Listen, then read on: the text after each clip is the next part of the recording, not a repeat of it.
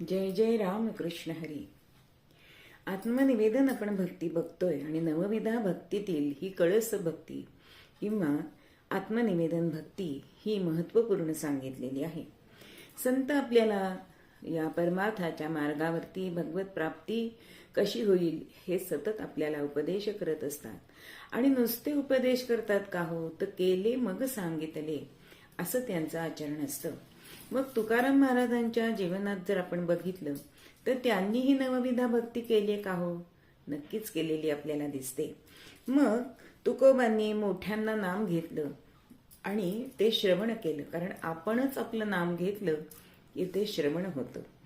त्यांनी सतत अखंड कीर्तन भक्ती केली. अहो, त्यांच्या कीर्तनात शिवरायांचा जीव सुद्धा वाचलाय, आपल्याला कथा माहिती आहे. सतत विष्णू स्मरण होतं, म्हणजे नामस्मरण, विठ्ठल विठ्ठल विठ्ठल हे नामस्मरण त्यांच्या मुखामध्ये होतं.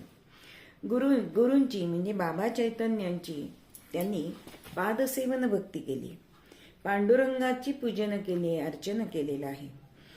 नंतर वंदन भक्ती केली. काय म्हणतात तुकोबा?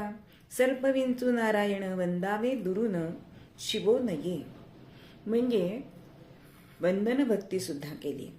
तुका म्हणे माझी ये जातीची सेवा, घ्यावी जी केशवा केली ऐसी.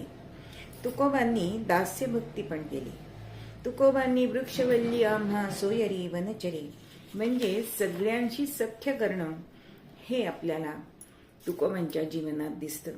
रामेश्वर शास्त्रींना त्यांनी क्षमा केली, म्हणजेच का तर त्यांनी त्यांची गाथा ही इंद्रायणीमध्ये बुडवाला टाकायला सांगितली होती आणि त्यानंतर त्यांच्या अंगाची नाही झाली, परंतु तुकोबांनी त्यांना क्षमा केली. हीच आत्मनिवेदन भक्ती आहे.